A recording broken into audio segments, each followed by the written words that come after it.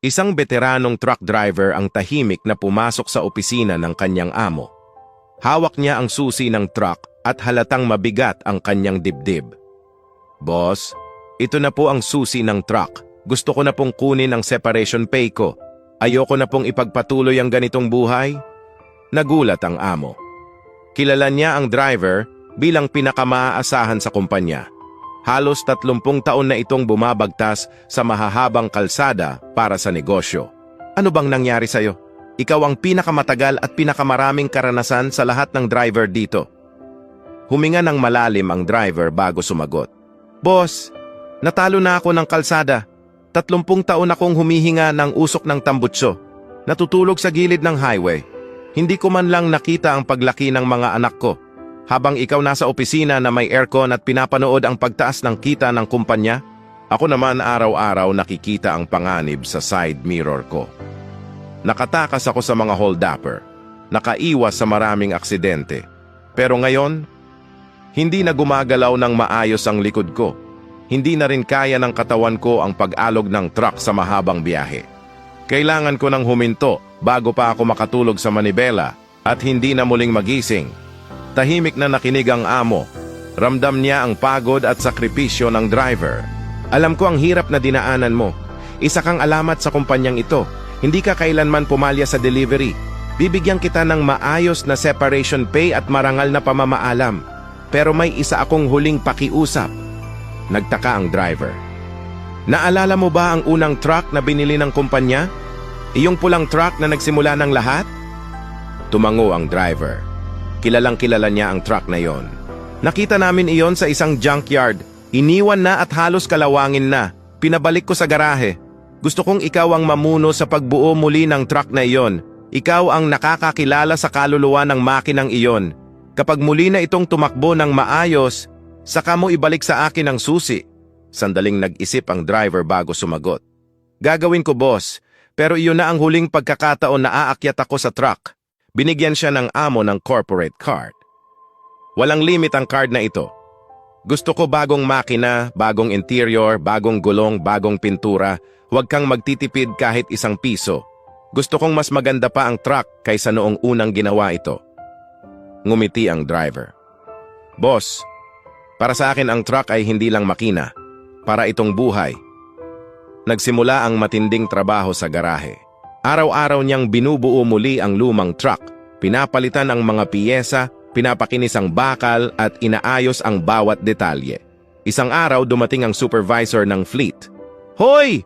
Huwag kang maging inosente. Wala dito ang boss at malaki ang budget. Bumili tayo ng mga lumang piyesa. I-recap lang ang gulong tapos sabihin nating bago. Pinturahan lang natin ang makina para magmukhang bago. Ang proyektong ito ay napakalaki ng halaga. Kapag ginawa natin ang plano ko, malaki ang matitira para sa atin. Pera iyon para sa retirement." Pinunasan ng driver ang kanyang mga kamay na puno ng grasa. Tumingin siya ng diretso sa supervisor. 30 taon nang marumi ang mga kamay ko sa grasa. Pero kailanman hindi sa pandaraya. Itatayo ko muli ang truck na ito gamit ang pinakamahusay na piyesa. Kahit 1 sentimo hindi ko gagamitin sa mali. Nagalit ang supervisor. "Bobo ka! Mamamatay kang mahirap sa gilid ng kalsada!" Umalis ito ng padabog. Pero hindi pinansin ng driver ang sinabi nito. Ipinagpatuloy niya ang trabaho araw-araw. Pinakintab niya ang tangke hanggang makita niya ang sarili niyang mukha sa kinang nito. Pagkalipas ng ilang buwan, muling umandar ang makina ng truck. Ang malakas na dagundong nito ay parang musika sa kanyang tenga. Lumipas pa ang ilang araw at bumalik ang amo mula sa kanyang biyahe. Lumabas ang driver mula sa truck, pawis na pawis, ngunit nakangiti. Iniabot niya ang susi. "Boss, tapos na. Ito na ang pinaka-perpektong truck na naayos ko sa buong buhay ko. Ngayon gusto ko na pong magpahinga." Ngumiti ang amo. Kinuha niya ang susi, ngunit agad din itong ibinalik sa kamay ng driver. "Hindi kailanman naging akin ang susi na iyan. Pinagawa ko sa iyo ang truck na ito gamit ang pinakamagagandang piyesa dahil ito ang regalo ko sa iyo. Matagal ka nang nagtrabaho para sa kumpanyang ito. Ngayon naman, panahon na para may sarili kang truck. Sa iyo na ang truck na iyan." Natigilan ang driver. Hindi siya makapaniwala. Sa wakas, matapos ang 30 taon ng pagod, sakripisyo at katapatan, may sariling truck na rin siya. At sa unang pagkakataon, ang kalsadang tatahakin niya ay para na sa sarili niyang pangarap. Ang buhay ay puno ng mga pagkakataong sinusubok ang ating katapatan. Madalas may mga sandaling mas madali ang gumawa ng mali kaysa sa tama. May mga pagkakataong may nag-aalok ng mabilis na pera, madaling paraan, o pandaraya na tila walang makakaalam. Ngunit ang tunay na sukatan ng pagkatao ay hindi kung ano ang ginagawa natin kapag may nakakakita, kundi kung ano ang pinipili nating gawin kahit walang nakatingin. Ang taong may tunay na integridad ay hindi ipinagpapalit ang dangal sa pera. Maaari siyang mapagod, mahirapan, o mabagal ang pag-asenso, ngunit alam niyang mas mahalaga ang malinis na konsensya kaysa sa anumang kayamanan. Ang pera ay maaaring maubos, ang material na bagay ay maaaring masira, ngunit ang pangalan at reputasyon ng isang taong tapat ay kayamanang hindi kayang bilhin ng kahit gaano kalaking halaga. Sa kwentong ito, pinili ng isang manggagawa ang katapatan kaysa pandaraya.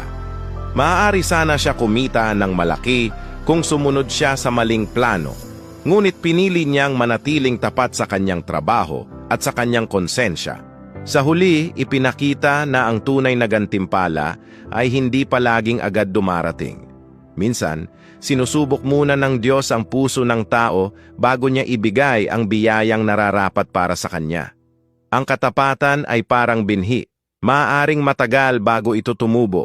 Ngunit kapag dumating ang tamang panahon, ito ay magbubunga ng pagpapala na higit pa sa inaasahan. Sabi nga sa Lucas 16:10, ang tapat sa maliit na bagay ay tapat din sa malaki, at ang hindi tapat sa maliit ay hindi rin magiging